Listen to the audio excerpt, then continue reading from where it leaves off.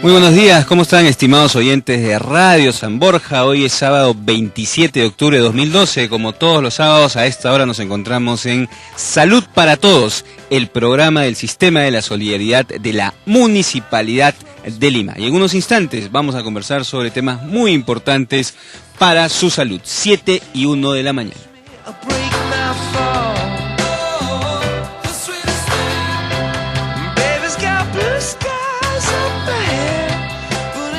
7:01 de la mañana, 27 de octubre del año 2012. Como todos los sábados, tratando de llevar una contribución al cuidado de su salud desde Salud para Todos. Y este sábado vamos a conversar, estimados oyentes, de dos temas relacionados con el cuidado de nuestra salud y el cáncer, esta enfermedad que afecta a gran cantidad de peruanos y peruanas, limeños y limeñas. En la primera parte del programa vamos a conversar sobre el cáncer del estómago y en la segunda parte sobre el cáncer que tiene que ver con la próstata. Y esta mañana nos acompaña también en la mesa Daniel Angulo. Él es gerente de servicios de salud del CISOL. Daniel, buenos días, ¿cómo estás? ¿Qué tal, Alessandro? Buenos días. Acá aprovechando la oportunidad para conversar con respecto a dos cánceres, a dos tipos de enfermedades oncológicas que son muy prevalentes en nuestro país y que no solamente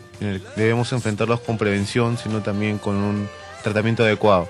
Muy bien, y por ello, para ampliar el panorama con el conocimiento médico, está con nosotros el doctor Mauricio Díaz del Olmo. Él es gastroenterólogo del Hospital de la Solidaridad de Surquillo. ¿Cómo está, doctor Díaz del Olmo? Muy buenos días. Buenos días y gracias por la oportunidad de estar por aquí y poder conversar acerca de una enfermedad que es la primera causa de mortalidad en nuestro país. Y de repente... ese dato es muy interesante, ¿sí? Con el que usted ha comenzado. Es decir, el cáncer, ¿así se llama, cáncer al estómago? Es cáncer gástrico, exactamente el término.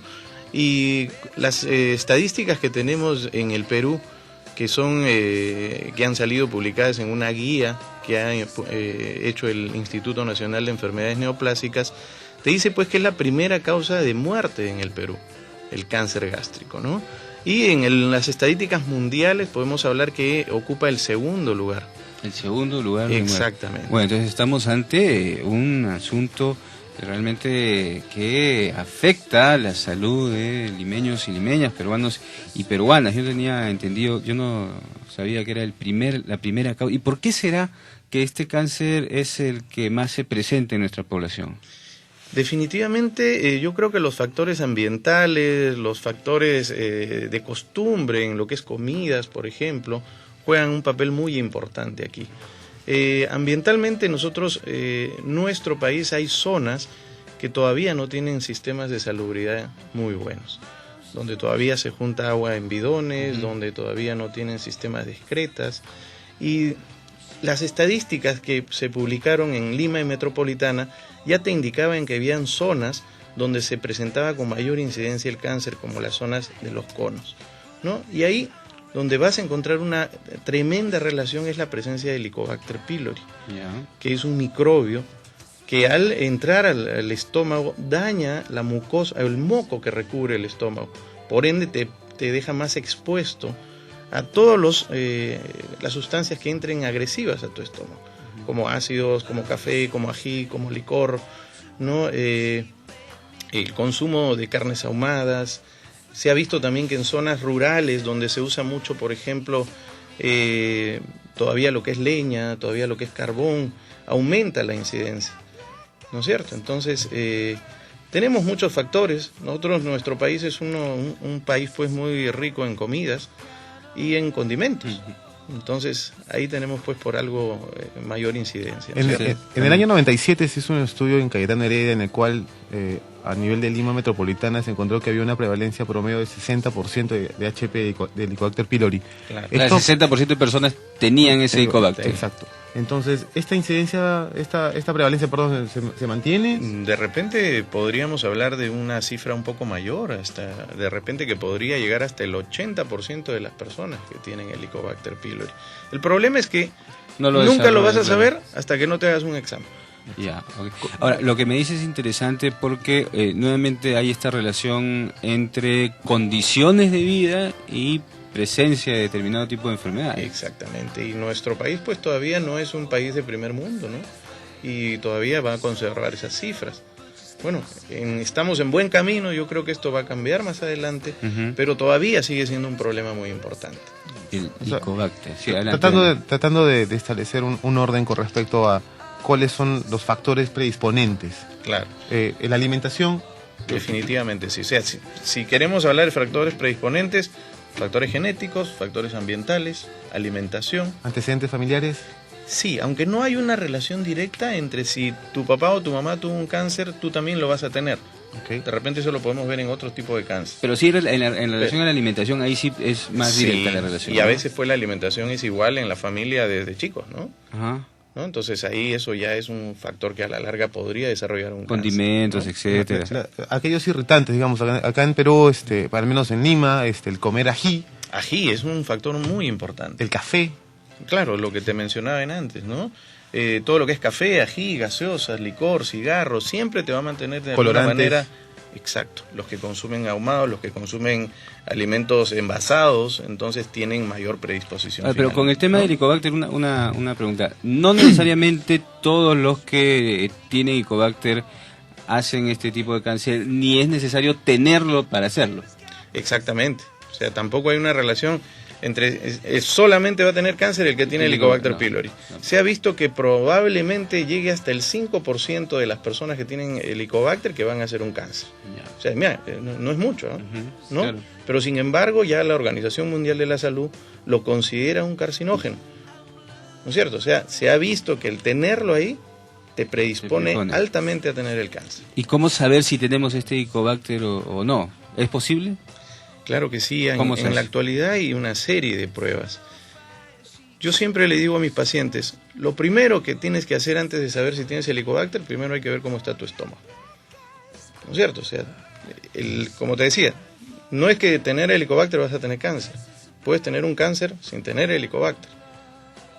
¿Te das cuenta? Entonces, lo mejor es hacer una endoscopía, entrar al estómago, revisarlo, y ahí tienes opciones de hacer biopsia gástrica, donde puedes enviarlo a la patología o donde puedes enviarlo a través de pruebas rápidas como el test de ureasa. Hay otras pruebas como el test de aliento para el Helicobacter pylori, pero este test lo ideal sería usarlo cuando ya has tenido un tratamiento y quieres saber si el microbio murió, ¿no es cierto? ¿El test de ureasa se hace a través de la prueba del test de aliento? No, el test de ureasa se hace con la muestra de tejido que se obtiene del estómago. Ok, porque en otros sistemas se utiliza el test del aliento. Claro. ¿No? En el cual se utiliza carbono 13 o carbono... Hay carbono 13 y carbono 14, pero en realidad el test de aliento no debería servirte como diagnóstico. Es para control de tratamiento entonces. Exactamente, sería lo ideal. Perfecto. ¿Por qué? Porque como les digo, si así no tengas Helicobacter puedes tener un cáncer. ¿Te das cuenta? Siempre el gol estándar ahí va a ser la endoscopía. ¿Qué sintomatología podría tener el paciente antes de llegar a consulta? Mira, si hablamos, el cáncer gástrico puede presentarse en estadios tempranos como en estadios avanzados. Lamentablemente, los que llegan a la consulta generalmente tienen un problema avanzado. Ya vienen con molestias, ya muy marcadas. ¿Por qué? Porque al inicio probablemente no tengas ninguna, ¿no es cierto? O simplemente molestias como eructos, ardores, ¿no? De repente un poco de náuseas, pero conforme avanza esta enfermedad, ya vas a comenzar a presentar otros problemas. Baja de peso, claro, llenura, vómitos frecuentes, ¿no? Entonces, presencia de sangrados, que los notas de repente al momento de hacer tu deposición. ¿No? Entonces, el problema es que cuando llegas en un estadio avanzado, que generalmente te llega más del 80% a la consulta, ¿no? Entonces ya es difícil los tratamientos. Teniendo entendido de que el manejo ideal de cualquier paciente gastroenterológico es la endoscopía alta, exacto. Entonces, ¿qué deberíamos esperar? Hay estudios que determinan, hay guías clínicas que determinan que todo paciente que tiene más de 6 meses de sintomatología gastrointestinal, que no ha cedido con el uso de antiácidos o de medicación específica, debería hacerse una endoscopía. ¿Estamos de acuerdo en esto? Estamos de acuerdo, y esto te da lugar en pensar otra cosa.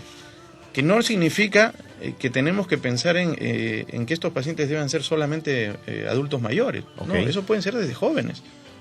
¿no? Y esto, en alguna oportunidad que me tocó trabajar en el Hospital de Solidaridad de Villa El Salvador, veíamos que mucha gente joven, 16, 17, 18 años, ya tenía gastritis muy intensa, gastritis severas, inclusive con presencia ya de cambios histológicos, con metaplasia, por ejemplo, ¿no? Con gran cantidad de Helicobacter pylori.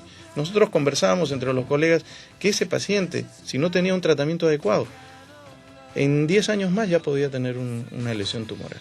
Qué interesante esto, ¿no? Que se presente en personas tan jóvenes. Estamos aquí en la cabina de Radio San Borja. ¿Alguna consulta para el doctor Mauricio Díaz del Olmo? 225-3344, 225-3344 y 224-2363. Y bueno, estamos llegando a varias cuestiones interesantes, ¿no? Y esto de los jóvenes, ¿qué explicación podría tener, por ejemplo, en Villa El Salvador? Es interesante. Como te decía, la prevalencia de Helicobacter.